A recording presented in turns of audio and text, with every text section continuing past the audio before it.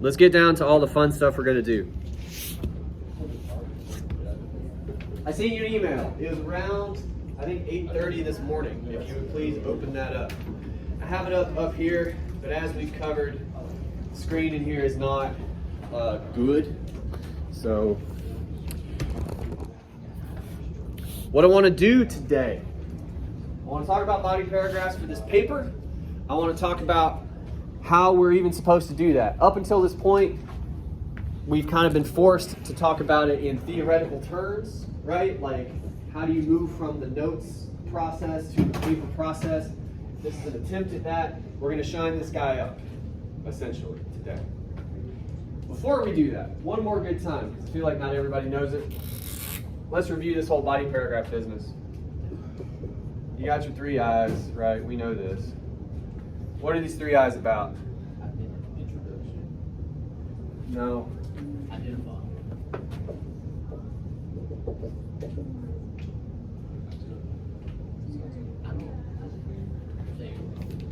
What's the next one? Information. Oh, hell with it. All right. Well, we got a lot to do. Look, as I often say, if you don't remember these 3 I's, honestly, some people work this way, some people don't. I'm the sort of person, remembering the 3 I's when I was in school helped me. If you're that kind of person, you need mnemonic devices, work on this. But either way, what matters is what these mean. What are the 3 parts of a body paragraph? How does a body paragraph need to start? Topic sentence. Good. What's the topic sentence need to do?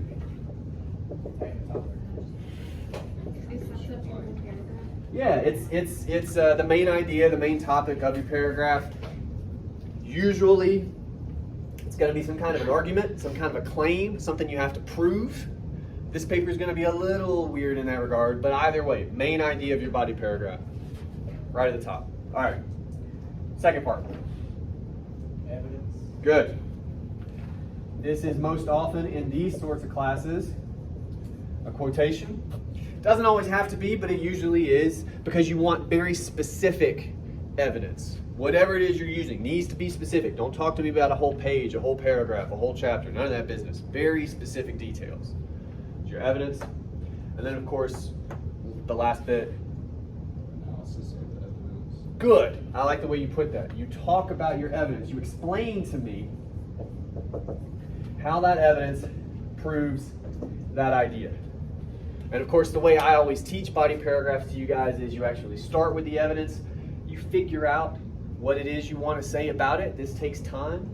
But if you do it enough, usually you can figure out whatever the hell it is you were trying to say, and you can put that in the topic sentence. That's how body paragraphs work. Now the twist here, and we're going to work on this today.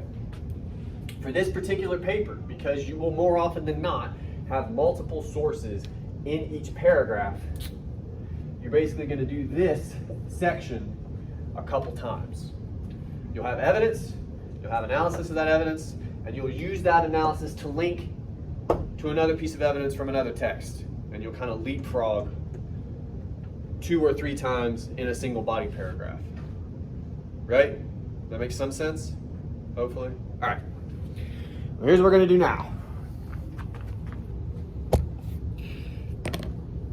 This is a body paragraph from one of you guys. So as always, standard disclaimer, be respectful. You guys are good about that. What I'm interested in,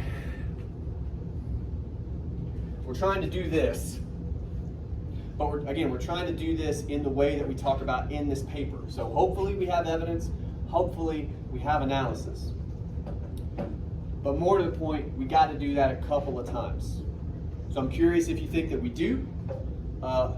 Yes or no, why do you think that, essentially? I'm going to tell you right now, we don't have a topic sentence. I told you last week we wouldn't have topic sentences. We're going to figure that out by the end of today, okay? But right now, I'm focused on this. Are we doing this? God help us, are we doing this? And then are we repeating the process? So take a minute, read that. We're going to talk about it.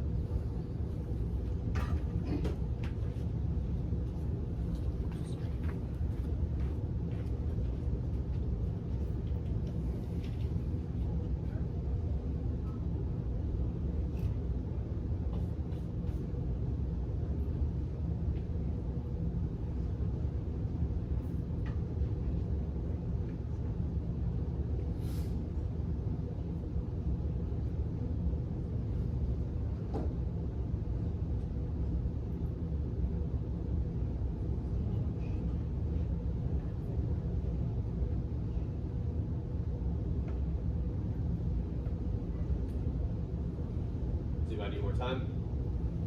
Okay. I'm gonna do a couple things very quickly because I don't want to spend time on them, but they are like small errors I want to cover with you. First of all, don't use the titles. Don't do that.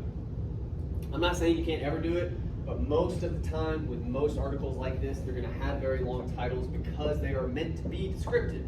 When we talked about the research process, right, I told you guys time and time again, use the titles. If it doesn't sound like it's going to help you just based on the title, move past it. So they're going to be long. Just give me her name, Jarvis. If I want to know the title, if I want to know more about that paper, that's what your works cited page is for. I could go there. Give me Jarvis. So we cut that.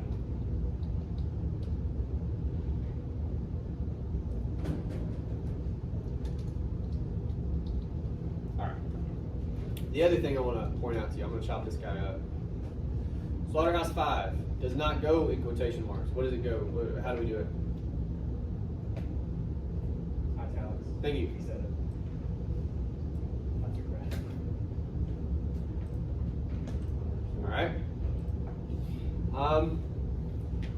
Oh, two more things. These will just piss me off.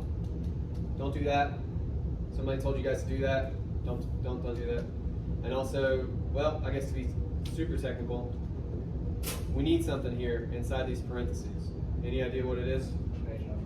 Yeah, and I don't know it off the top of my head, so I'm gonna make one up. I'm gonna assume that's the wrong page number, but that's what it needs to look like. We know this is from Jarvis. We're told that here. But if you have page numbers, and I know that we do in the Jarvis article, we need to provide them in the parenthetical, okay? Lastly, these are the titles of films inside the quotations.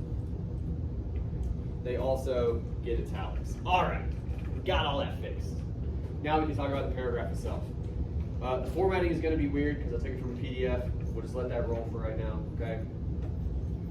Reading over this, how many texts do we talk about? We mentioned 2, but to be very clear, how many do we talk about? Like in the way that we're trying to, really 1, right? And I kind of think we trick ourselves as the student here into thinking we're talking about both. We mention Slaughterhouse 5, but we do that by saying Christina Jarvis talks about it, which is a problem. If you take nothing else away from today, damn near impossible to perform synthesis if you aren't using more than 1 text at a time, right? Synthesis is just a fancy word for mixing. And if you only have 1 text, it's really hard to mix with other texts, right? So let's talk about this. All right. First of all, and you guys will usually do this in your first body paragraph, what are we accomplishing in this first sentence? Like, what information are we gaining? How would you describe it?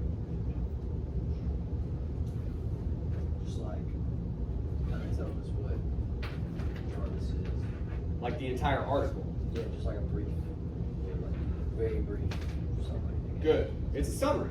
And if this were an introductory paragraph where we were writing a paper about Jarvis, I would say that makes sense. But again, this is a body paragraph. We got to be specific. We're probably going to talk about that in some kind of a way, but we need to be much more specific about it. The good news is we are, and it happens here, right? So what we got to sort out is essentially context for this. I'm almost wondering,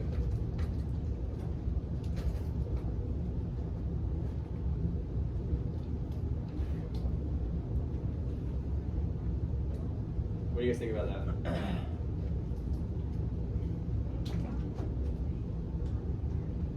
Yeah. For right now, in the process, that's good enough. We have some kind of context. And all context means for us is, how do we arrive at this quotation? Well, one way we can talk about it, and we need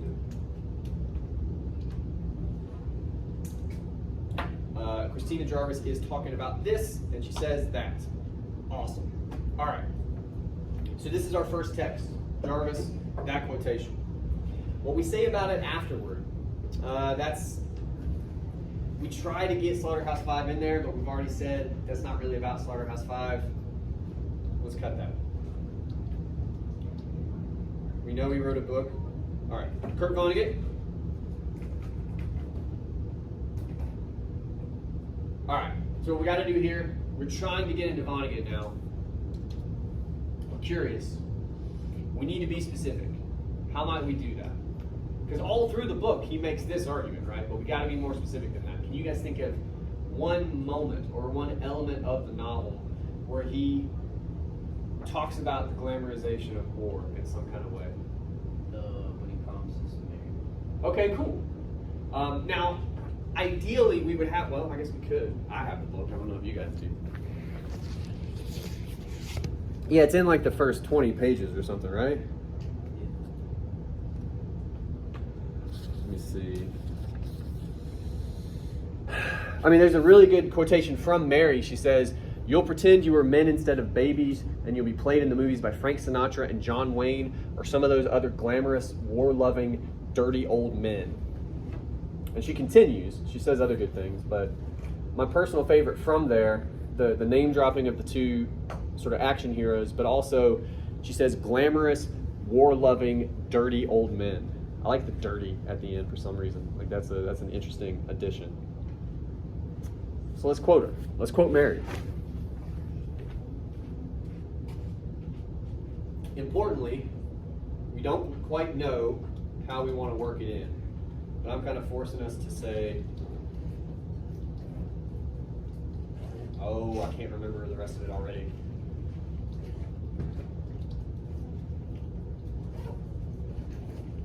Other war-loving. There's another adjective. The most important one.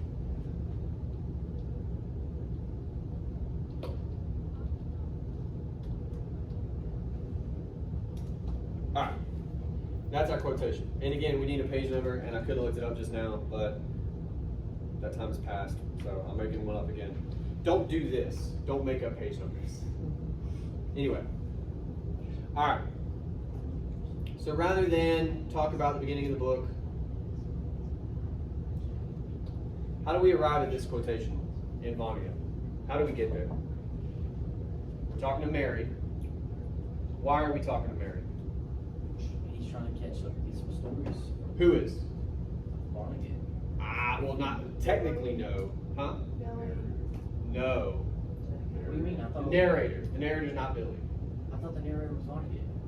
He's Vonnegut adjacent. Hear me out.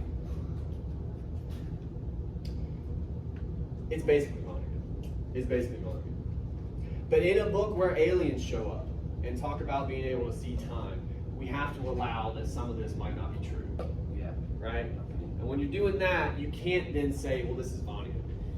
It's a character that's basically Vonnegut. The narrator. So you call it the narrator, just to be safe. Good.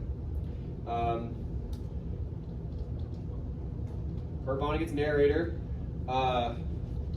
visits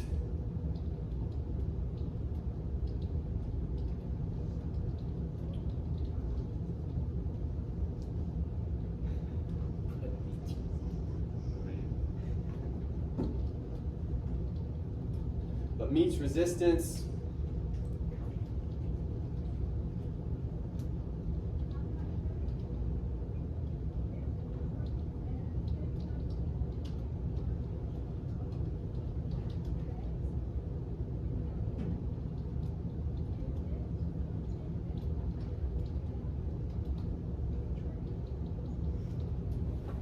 right? That's what she's saying. You're gonna write a book. It's gonna be just like these fucking movies with these guys. It's gonna look cool. All right. All we have, and I want to be very clear, talking about what we started with as opposed to where we got. We started with Jarvis, and we were sorting out what we wanted to say. I tell you this, I know I say it probably too much. When you're drafting, you don't know what you want to say. We knew we wanted to talk about Jarvis, and God help us, we had to talk about Vonnegut somehow, and we just threw it on the page. We eventually got to this really good quotation from Jarvis. The problem was it was buried, right? So I moved it up, changed a couple words to make the phrasing work. Good. This is one text. Then we did bring up Vonnegut, but we talked about it in really vague terms. At the beginning of the book, he talks about glamorizing war. Go find that quotation. You did it easily, right? And I think most of you almost immediately went, oh, she's talking about Mary. Good. So we found a quotation from Mary. Now the trick is, and maybe we'll bring in this other stuff, maybe we won't. I'm going to give some space. Now the trick is, we got to work with this evidence. So just Jarvis for a second. She says World War II films, like those two, present rugged, maverick, thoroughly masculine heroes. All the ways we talked about quotations, right? You quote for language, you don't quote for ideas. So the language in this quotation, is there anything that stands out to you as might be important, might be something we could dig into?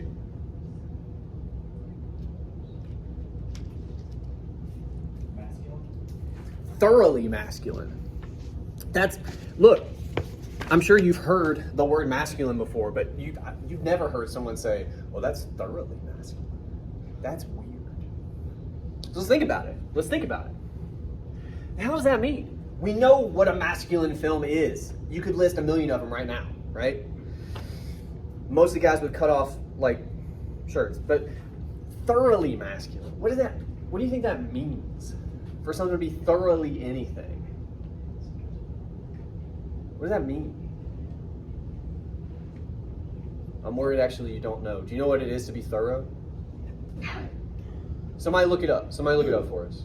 What does thorough mean? Like to notice the details in your life. It involves details. Let's real quick, because I'm not confident everybody knows. Let's get us the definition, real quick. This room is full of technology. Lakita, do you have it? Mm-hmm. Go for it. In throw manner, very much or greatly. Very much or greatly, like through and through, like baked in. You know. This isn't just raisin bread, it is thoroughly raisin bread, like fucking everywhere, right? Alright. I don't know why that, anyway. So thoroughly masculine films. What do you think she's saying? Like the epitome of like a masculine or a masculine hero should be. To the nth degree, right? That could be important. So let's think about that.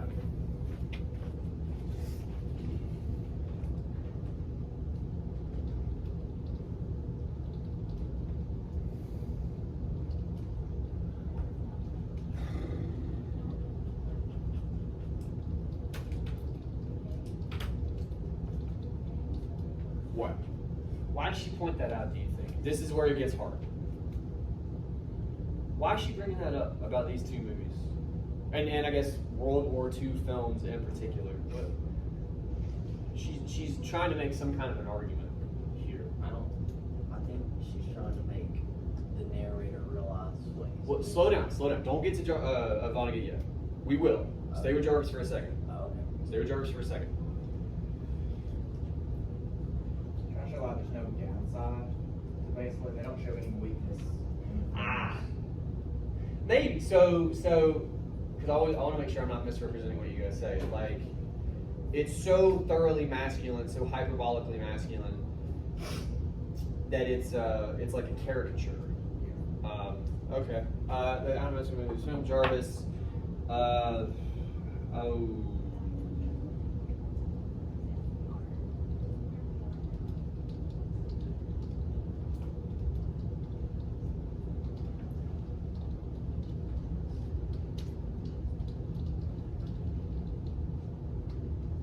like limitations, actually. Thanks.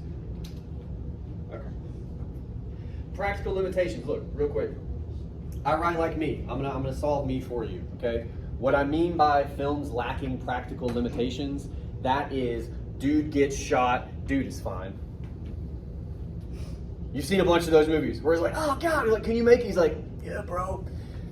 No, bro, no. Even if he makes it, getting shot's way worse. Yeah, so that's an interesting place to start. That these films are caricatures, that they're not realistic in general, but to our point, realistic depictions of masculinity. Okay. There's all kinds of directions we could head here, but for the sake of time, I'm gonna focus us a little bit.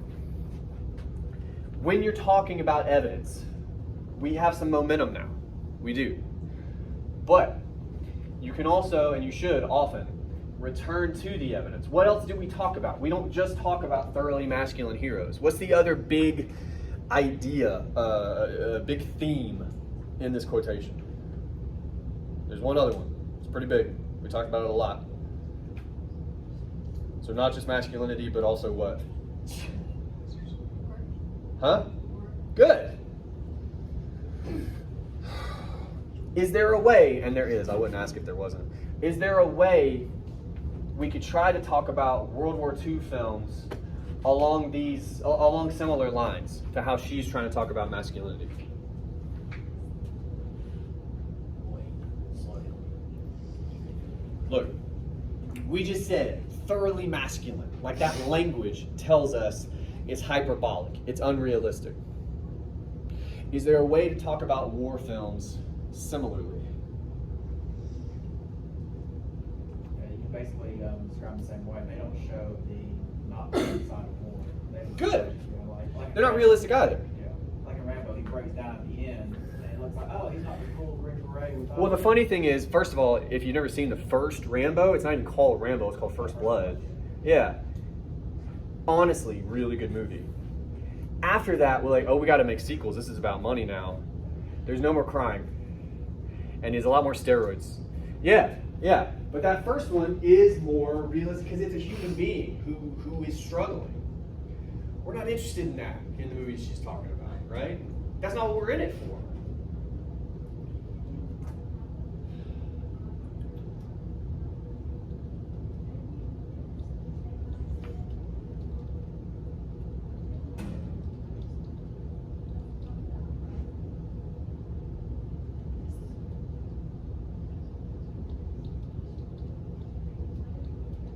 All right. So what are we kind of saying now? If the kind of masculinity she's describing is like hyperbolic, unrealistic, and the kind of war films she's describing is hyperbolic, unrealistic, what might she be saying, we could argue, about those two ideas and how we think of them? Huh? They're both unrealistic. Which is to say, maybe they're connected in some way, in the way we think about it. Yeah, I guess. Yeah, sure. Okay. So she supports it's a war film she names as both. We actually haven't used hyperbolic yet.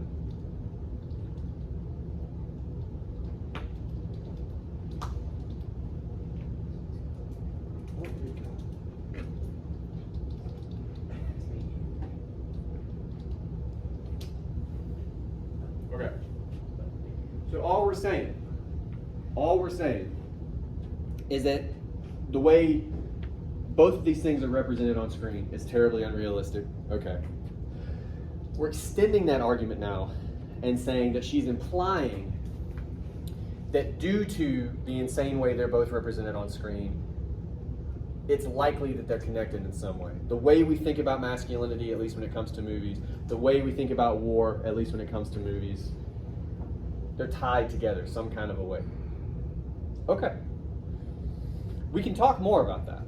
We can, and we might. But for just a minute, again, for time's sake, I want to make sure we do this as much as we can. And I spelled that wrong because I didn't sleep well. Let's try to connect this to Onegin. The quotation we have right now, and we can pick a different one, sometimes you have to do that, is this. Mary says the narrator's going to write a book with roles for glamorous, war-loving, dirty old men. Can we try to connect the kind of beginnings of analysis we have here to this? Do you think we could do that?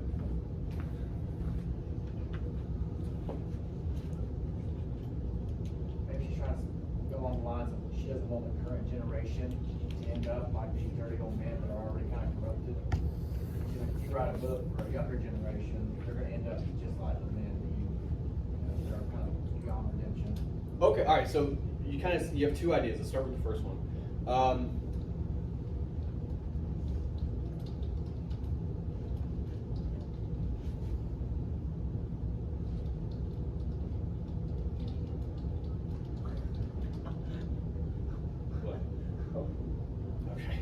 You understand it's unnerving to have somebody just laugh while you're typing. Yeah, You just caught me off guard with that. All right. You did it away while you were typing. yeah, so that was kind you of- full on fan. Anyway, yeah, so she's worried about the effect these narratives can have, these stories can have on their audience. And she's talking about the youth, but She touched on that too, because that's what I called it the children's crusade.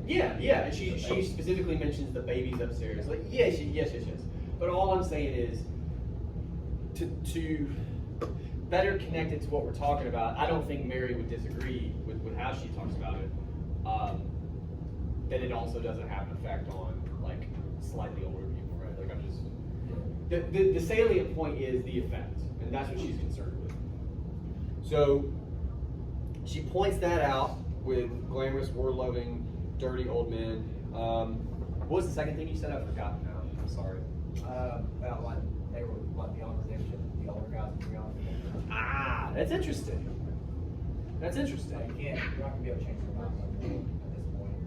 Okay. Yeah, maybe so. If you call someone a dirty old man, I don't think that'd be hope. I think it's that last one. I think it's that last one in particular.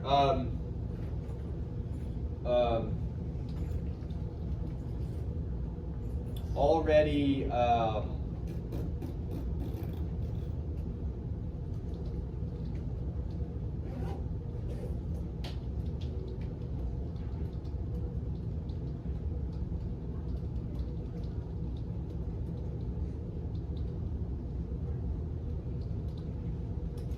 okay.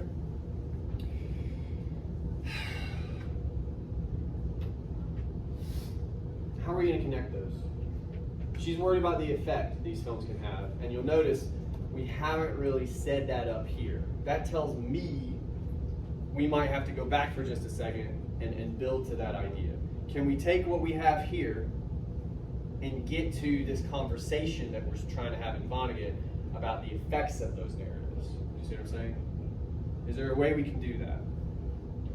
Yes, ma'am. Could we go back to Vonnegut, like, and say basically before, like, what led up to Mary, like, interrupting the conversation, which is basically the narrator and that man are basically our representation of a dirty old man, because wouldn't that be like that? Because that's why she interrupted the conversation, because they are Yeah. like about they're glamorizing the war, and she was like, you were just babies in the war, and y'all talking like you are. Like you this weren't. big- like you weren't a baby, but you're Yeah. talking like you're a big hero. Yeah, So that well, would be a representation of the hyper. Here's what we can do. We can do what I want to do and what you want to do. What I'm worried, because what we have to do even before we get to your thing, is we got to somehow move from Jarvis to Vonnegut. That's what synthesis is, right? Just to be clear, moving from one text to another. But what you're kind of arguing for, honestly, is better context here, which could help us. So let's see. And we also don't really need his first name. Vonnegut's narrator.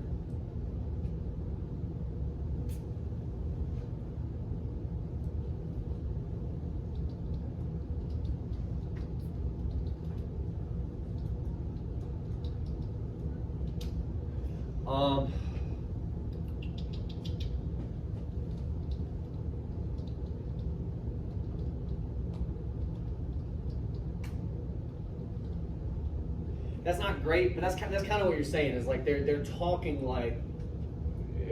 I wouldn't say they talk like they were badasses, but they don't make it sound like, according to Mary, they were the children that they were, right? So that's closer to what you're saying. And again, we're not going to like sit here and edit it the whole time, but all right, that could help us building in better. Because again, all I'm really saying is we got to get from this, if nothing else, to our context.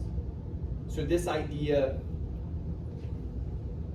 that these two characters in Vonnegut, according to Mary, misrepresent their experience, misrepresent their time in war, what it was for them. Is there a way to get from what we're saying about Jarvis to that, do you think? So maybe what you could do is like, after hyperbolic masculinity, they embody or entwined. This unfortunately resonates with young men throughout history and have given them this glamorized duty to go off to war. Something along those lines. We'll try it. So unfortunately,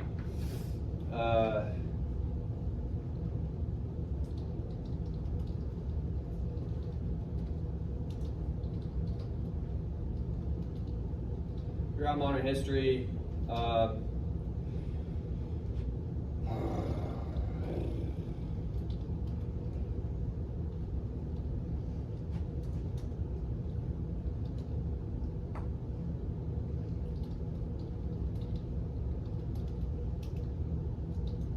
always forget. Is it? That's where the hyphen's at, right? Yeah. Yeah. Okay.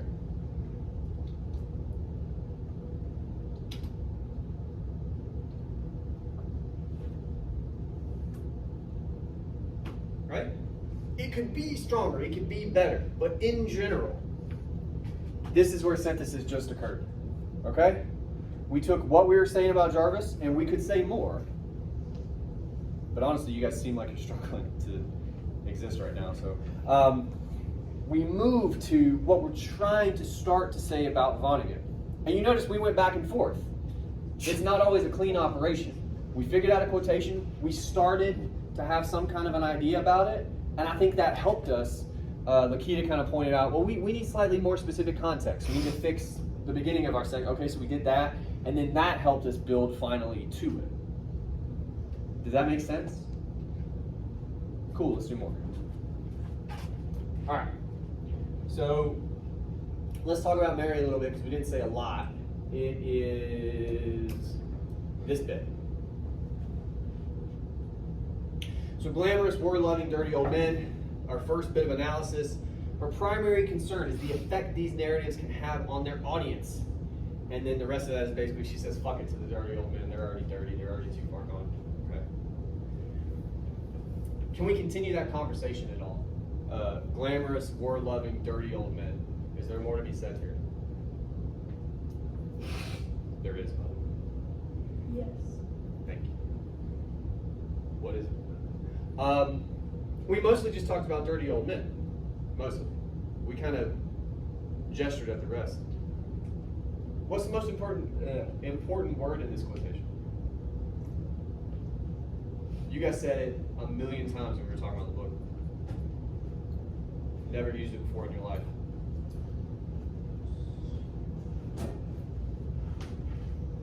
You guys are looking at me and not the quotation. It's blowing my mind right now. Oh, dirty, yeah. Thank you. Let's talk about glamorous. It's a word that's kind of fallen out of our vernacular, right? You don't say glamorous, I don't think. What does it even mean? What does glamorous mean? I feel like some of you are looking it up, you're learning. Honestly, I think of Sharpay. Think of what? Sharpay from High School Musical. Like, I don't know. You're saying words to me right now and I know it's English? That's a dog. A Sharpay is a dog. Very ugly dog, actually. Yeah, I had a teacher once who called them puntables, like little dogs that you could blip, you know. Well, I mean, we go that far, but yeah. But I have no idea what you're talking about. I mean, maybe. Lakita, did you look it up? Go for it.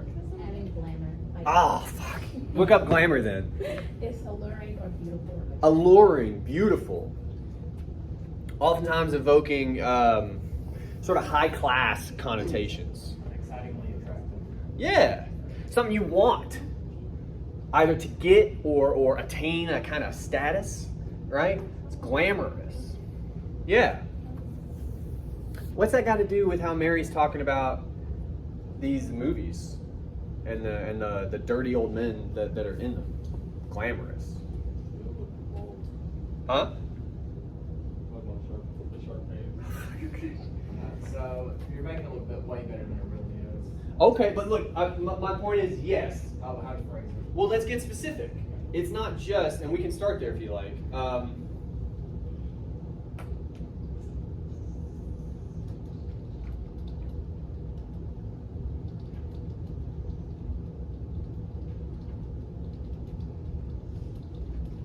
But let's flesh that out.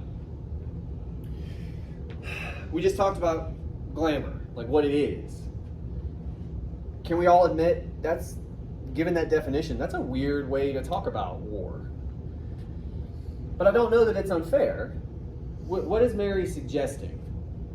Saying these guys make it look glamorous. Make it look like, ooh, I want to go do that. Something you want. Yeah. Yeah, it would make your life better. We were joking before class about Matt Rule getting fired and getting handed $40 million.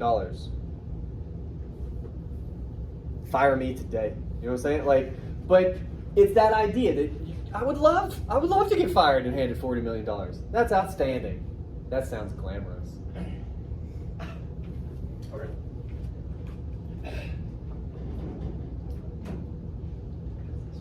Insofar as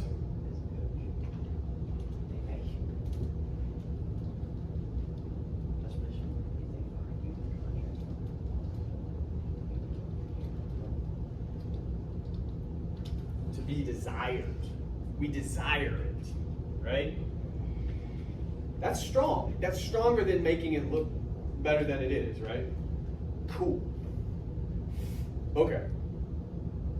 Here again, we could say more about this. We don't have to, but we could. For the sake of time, I want to try to involve one more text, and this is the only point in this class I was worried about, because this totally depends upon your memories.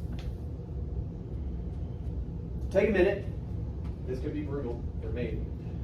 Take a minute. And if you want to read the whole thing, you can. But bear in mind, all we're trying to do is move from our conversation about Mary here to another text. And here's what I mean by this. We've talked about Jarvis. We've talked about Vonnegut. If we're going to involve another text, that's going to have to be what?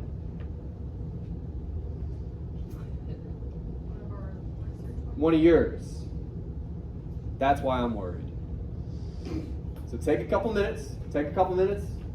Search your memories, search your notes. Any kind of quotation, any kind of anything. Maybe you have to remember it. You don't remember it exactly. That's okay for this. We need something to connect to Mary here. Just worry about glamorizing war, making it look desirable, you know?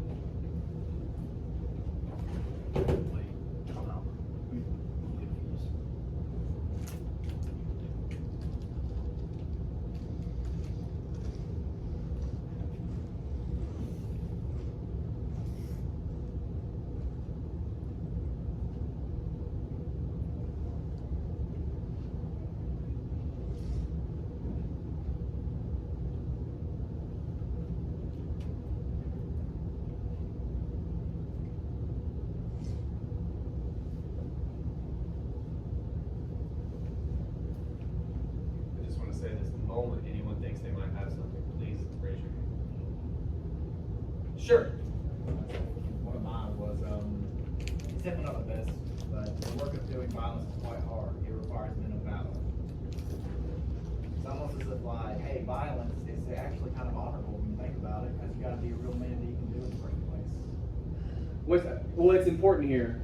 What's the context of that quotation? Like, how do we arrive at it? You mean just kind of summarize it anyway? Okay, well, so it talks about like the sense of violence, how it perpetuates during war.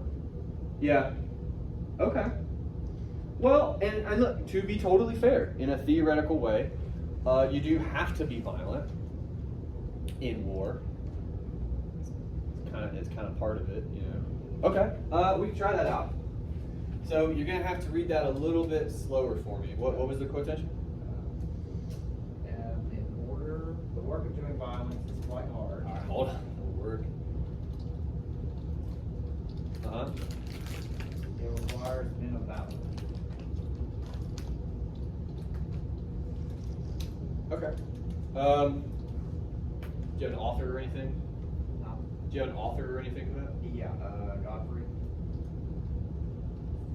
Like that? Godfrey. F-R-E-Y. Page number? Is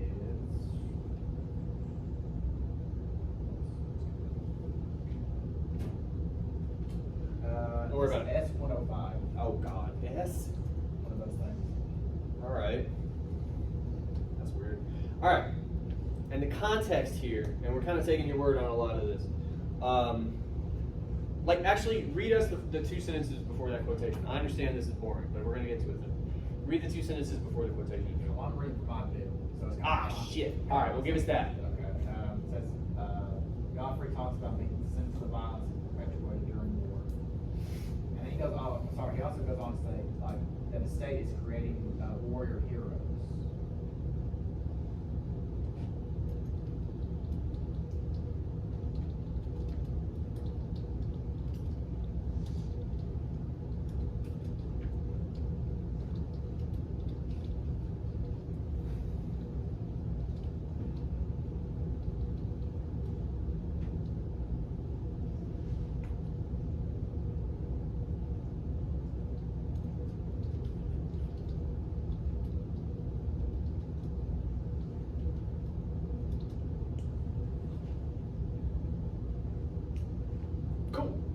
Okay. Everything I did just there, by the way, I assume that's a quotation from Godfrey, because that's pretty specific. The quotation we had as I wrote the sentence wasn't going to make sense anymore, like the way words work in English. So I had to break it up. He describes the work of doing violence. And then I had to get back into my language, so I closed the quotation, remarking that it is, and then I could do the rest of the quotation. If you ever do that in another class, you will blow your professor's mind apart, by the way. Anyway, the point I'm making here is you don't have to feel like you got to do what I just did. But all right, let's talk about this quotation all on its own for a second, and then we'll see if we can get to Mary. The work of doing violence is quite hard. It requires men of valor. Let's do the first half of that, because that's a wild way to talk about violence as work. Some of you have jobs, you know, and it's work, right? If somebody asks you, "Hey man, where are you going?" It's like, "I'm going to work," right? You kind of have that about it usually. What if you're like, "Where do you work?" It's like, "I stab people," right? It's work. I don't think that's what he means, right? To be clear, but it's not totally dissimilar. It's physical labor, I think is kind of what he's saying, right? And it is, again, weird to put it that way, but it is. What do you guys think about that? Talking about violence akin to physical labor. Why do you think he's doing that? And if it helps, you can consider the rest of the quotation. He says it's quite hard. It requires men of valor. But what? I'll be stupid for a second. Why is violence quite hard, do you think? For some people, it seems really easy, actually. We put those people in jail. You just gotta hurt somebody else. Doesn't that sound great? No, it doesn't sound hard. I can't believe I'm recording myself saying this. Yeah, Goes against human nature. you would hope. Yeah. Yeah. For some. So, but look, no, some people can't even help it. They're just like, all I want to do is hurt. But most of us, yeah, it would be difficult to do that, especially if it's your job. And if you're a soldier, that's your fucking job. That is your job. So why does he make that point? What's he stressing for us that we may not even admit to ourselves until just now about being a soldier? They work by killing people. That's their job. So let's start there, because that's worth pointing out, right?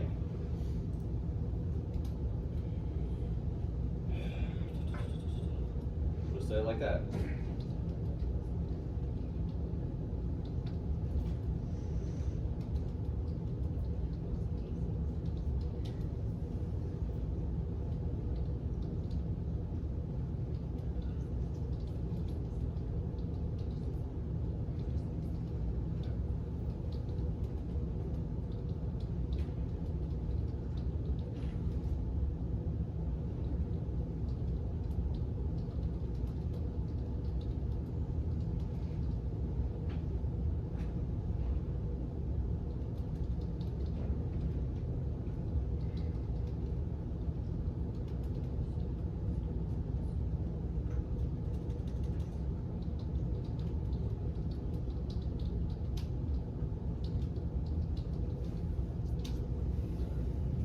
Okay.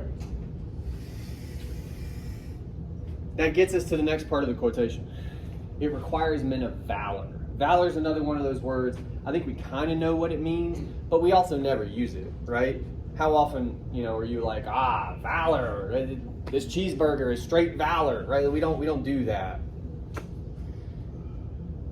So we might have to look it up. What does valor mean? Somebody give me your guess while we're looking it up. This is a fun game show. What's valor? I'd say like an overwhelming sense of pride in yourself. Some of that could probably be involved, yeah. It's like wrapped up in honor, I think. That's what I was about to say. I think it's similar to honor. Sort of, yeah. Did you look it up, Lakita? All right, go ahead. Great courage in the face of danger, especially in battle. Courage in the face of danger. So a lot of what we were saying, I think, is wrapped up in it. but it's specific to war. Because again, think about this. It would be pretty hard. And we're talking about World War II, by the way. This is when they invented machine guns. And we were coming off of World War I. All the wars from World War I on back were some version of, now it's our turn, ha! And you charge. And for the first couple of years in World War II, they were still doing that. And again, the difference was everybody had machine guns now. You had to run into that. What the fuck? That's valor. That's some other things too. But it'd be hard to look at anybody that would do that and go, you're a bitch. Like you can't. That's valor, in according to that definition. What do you think it's doing here? What? Because he makes a point to say that, right? It requires men of valor to do this hard job. This sounds like we're talking about a serial killer, right? What do you think he's trying to say? You want me to skim over some of the more context for that? It might give it away. This is enough. This is enough, I think. I mean, if we come to it, but I think we can do this. What's he trying to say about this job? We covered why it's difficult. Yeah. But this valor business. You gotta be manly to do it. Oh yeah, we might come to that. I'm going to table that for just a second because that could be part of it. But before that, you have to be courageous, especially in battle, to go hurt somebody. That's what he's saying, right? We don't usually think of that as courage. Why do you think he makes that point? What's he trying to... And again, you may not agree. This may not be... But this is his argument we're trying to suss out. Why do you have to be courageous to, like, step over a thing and go, oh, this one's still... Like, why do you have to be able to do... I know. Why do you have to be courageous to do that? Not many people would do it. Why not? We're trying to put ourselves in his headspace here. Human. So are we saying, look, there's all kinds of directions we can head. You just gave us one. Are we saying that to be this valorous, to do this hard job, right? On some level, you have to take out some part of your humanity. You got to be, to some degree. Yeah, maybe. Detach yourself. For sure. Or you'd fall apart, right? Yeah. And weirdly, the implication we're making here is that that's a part of the kind of valor he's describing. To be courageous in battle. Again, run at those machine guns. You got to go, I'm not a person right now. I'm not thinking about all my person shit. Yeah, you're not doing that to be that courageous. Yeah, we could do that for sure.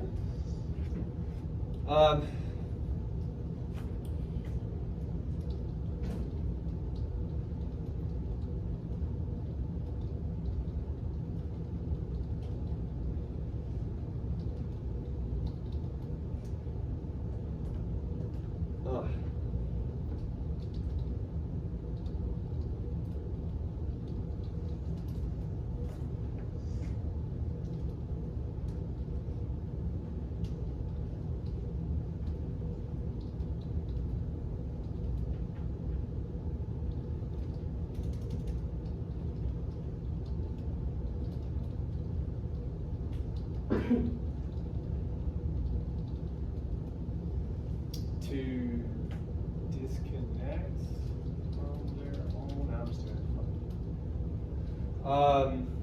from their own humanity. Is that fair? I guess.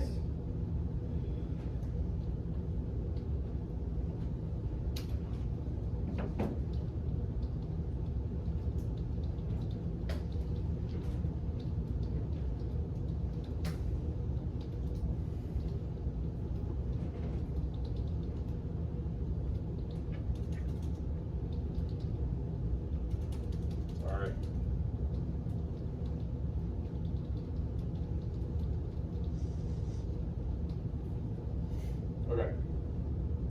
Here's what we're going to try to do. I'm not sure, honestly, the best way to do this. I think this will help you guys out more if I Here's what we're gonna do. All right. I can't get all this on screen at once, so I hope you're following along at home. Okay. What we got a Jarvis section, we got a Vonnegut section, we got a Godfrey section. Any of these could be a little bit longer, especially Vonnegut. I'm kind of bummed we could talk more about Mary. Actually, yeah. Oh shit, we have to. Oh, I forgot. All right, so I'm trying to squeeze a bunch of stuff in. We got one more thing we got to do. I'm sorry.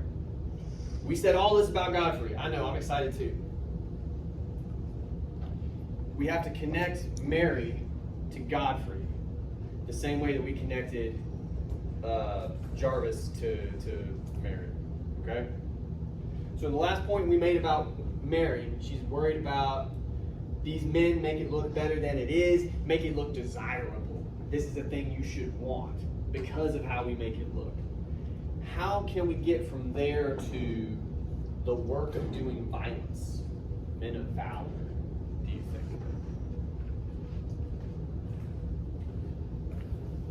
She's talking about how it is in the movies. How do we get from that to doing it for real, you know, in some sense? Switching part of yourself off, you know?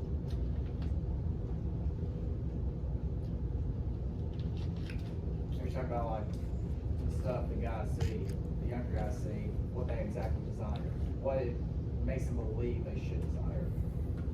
I mean, maybe. If we're gonna go that route, yeah, it would be, how do we talk about, basically, how do these movies make war look desirable? And how does that translate to, you know, you end up doing the work of violence, right? It's kind of like, you know, when you're starting a new job and see how great it's going to be. It's going to be really awesome. You're going to be doing all this stuff. And you get there, oh, this job sucks. But now I'm already doing it, so. That might be a fair example. Have you guys ever had a job where you have like training videos? I worked at Blockbuster, which is a very old thing to say. And I remember the first week, you watch a lot of videos of like, here you go, customer. Late fees. I'm sorry, customer, but you owe. And at no point in the video did the guy go, you want to go outside and fucking talk about it? Which happened to me, by the way. I was 19, and I was like, you're a grown man. What is happening? So yeah, maybe. Importantly, we have to link it to this. And we can. Is there a way to talk about how war is represented, making it look better than it is, not showing you the reality, which is kind of what you're getting at, and what Godfrey is talking about? What reality are we missing, basically, in the movies?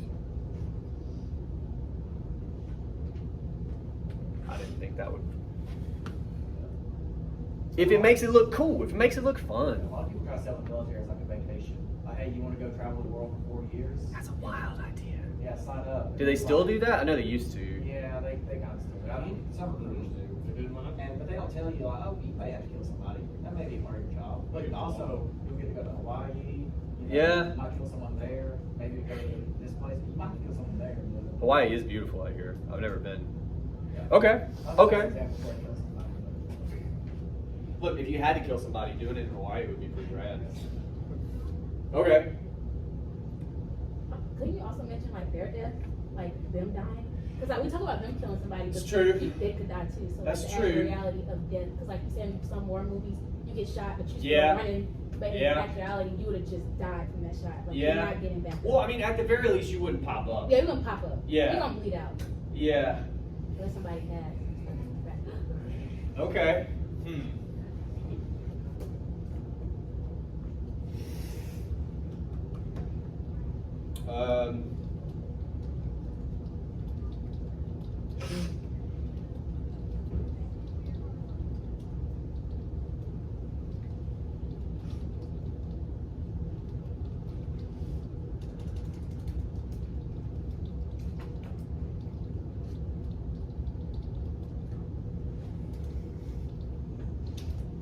Right? I'm trying to combine both. Like, you could kill somebody, which I think would mess with a lot of us, hopefully. If not, by the way, keep this part to yourself. But on the flip side, too, somebody could kill you. It's not like you're going bang bang and they're going, oh no, like they're, yeah. Okay, and again, it's never present on screen, not in a real way, not in a real way. I think we need at least another sentence to get to Godfrey there. Or again, we may need to do something how we did, Lakita mentioned, sort of changing the context of Vonnegut, like previously. We could do something similar here, but we got to connect these two things. So death is a reality that we don't see because it doesn't look cool, right? You can't sell it. It is hard, yeah. How do we get to, it sounds like the closer to the reality that he's describing? The work of doing violence.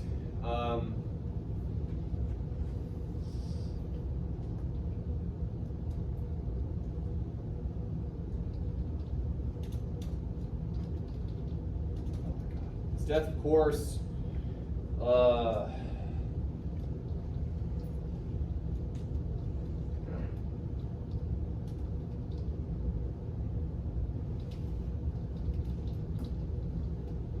Which is actually central.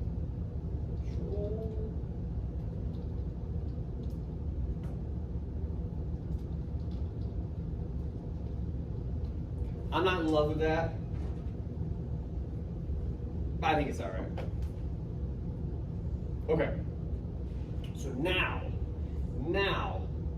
we have, by the way, just because I want to keep score, look at this fucking paragraph. Look at that. That is nuts. And I want to reiterate, all we did, we figured out our evidence. We did have it. It was buried. We brought it up. We talked about it. I keep telling you guys, and you won't do it. But we talked about it. We connected it to Vonnegut. Not to the thing they quoted, but we sorted out what they meant, more or less. We talked about that. And then we just pulled a random fucking text out that one of you had that we made work. Which is my way of saying there will be others. Yes, ma'am. So pretty much for the body paragraphs, you're taking majority of the evidence and putting it all into one paragraph. Well, you're taking the evidence that you have that relates with it, like one piece of evidence that relates with another piece of evidence, and putting it together within one paragraph. So like for another paragraph, you do the same thing. Yes. So look, take it all the way back to our thing we did on the board with the four texts. All the lines you make, this is what it looks like in practice when you really do it, all right? You take specific evidence, you talk about it on its own first, okay? And then you form a connection, which is that line, in this case to Vonnegut. You do the same thing from Vonnegut to Godfrey. At this point, again, we could talk about some of these texts a little more, but this paragraph is basically done, more or less, okay? The fun thing we get to do now is try to come up with a topic sentence. It's going to be a lot of fun.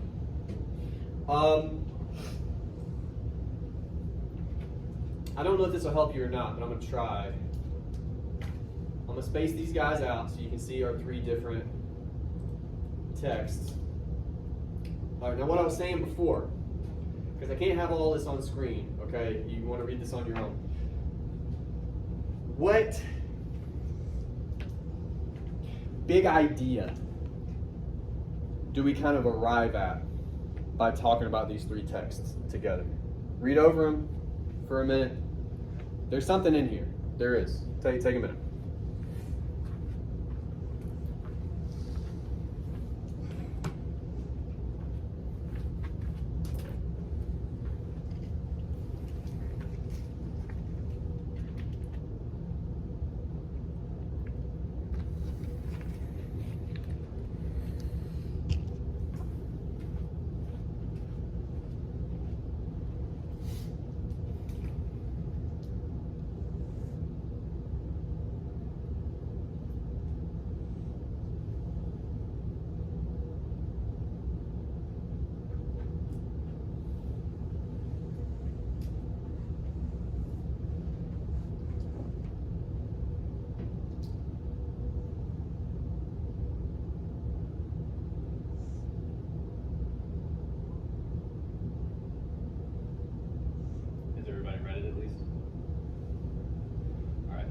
check this out.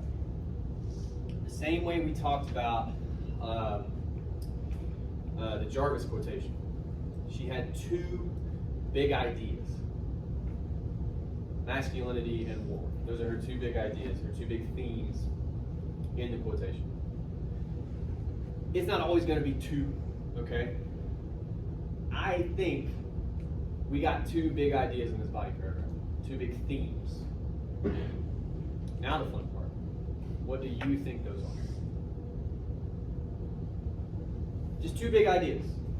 Collaboration of work, Yeah, like how it's misrepresented. representation. That'd be one. Okay. What's the other one? We don't talk about it as much. That's your clue. But we do talk about it.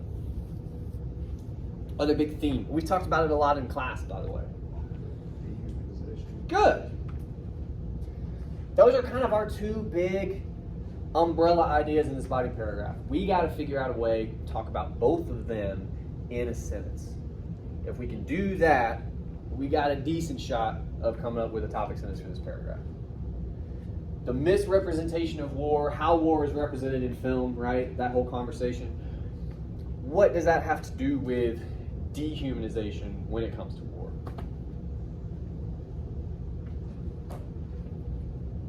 You guys think?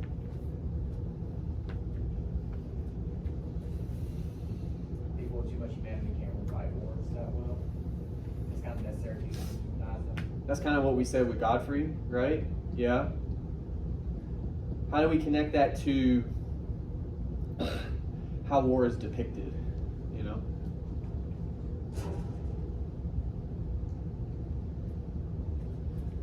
How is war depicted?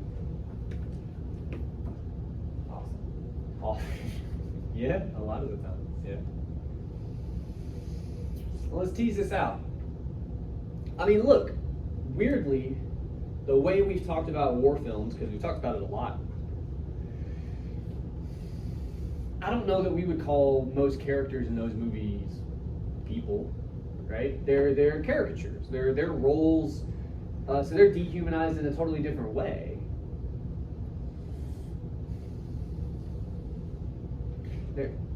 There has to be some way to talk about, again, how it's depicted on screen as opposed to how it maybe is in real life, and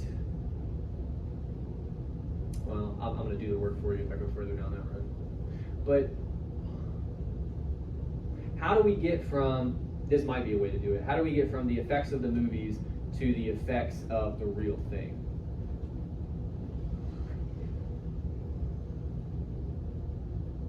I told you this would be the hard part, by the way. Oh. Talk it out. Well, there's no downside to watching a movie. Chances are you're not going to have PTSD after watching a movie. Well, for the most part. I don't know that. I watched Predator 2 when I was 5. I was too young. Well, about that. I still think about it.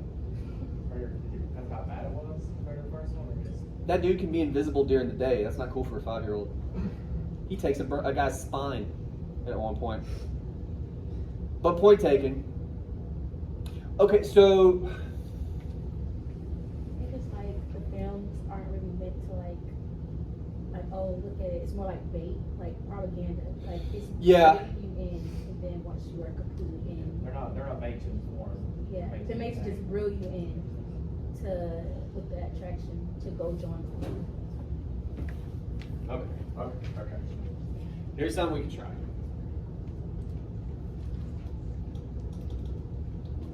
So something to do with, and look, we're just drafting. We're figuring, but like dehumanizing elements. I'm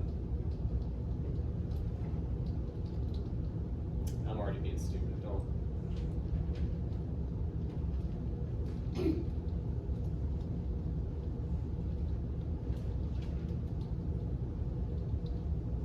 Propaganda that ignore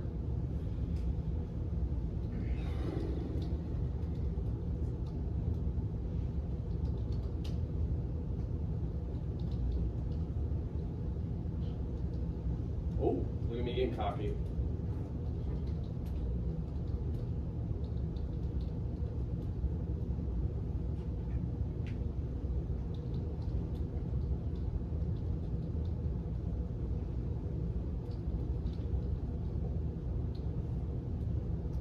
I don't know if I like that, to be honest with you. It's all right. It's all right. And look, here's my point. I promise. Summing all this up is gonna be hard. It's gonna be tricky. Take a shot. Take a shot. Usually, you will have big ideas in your paragraph. Maybe it's one, but more often it's at least 2 or 3. If it's more than 3, you should probably fix something. That's too many. Okay? But working into a paragraph, at the very least from there, you know, I could come back later and go, you know, maybe I futzed with it some. This is good. This is a paragraph. Top sentence, evidence, analysis, several times. Look at how beautiful that is. And we didn't even use that last card. Questions about any of that? Because we're pretty much out of time now.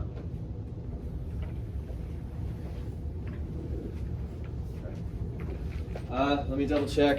Of course, this is on my notes. Okay, next time. An intro and a new body paragraph. So worst case scenario, I hope you feel better about the body paragraphs. This paper, I think, is 4 pages. Most of your paper is going to be body paragraphs. Write those. Write your body paragraphs. Whatever introduction you come up with for homework, I'm telling you right now, is probably going to need to change a little bit. But try one. It's going to work similarly to how we've written introductions thus far. The 4 parts. Hook, intro to text. That one's going to be weird. We'll talk about that. Roadmap. Roadmap is going to be the same. What are your body paragraphs about? That's what you're telling me in the roadmap, right?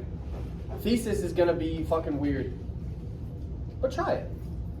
Give me some body paragraphs. Put a roadmap together. I feel like you can do that. The other parts, take a swing. We'll talk about it next time. Sound good? All right. Thank you.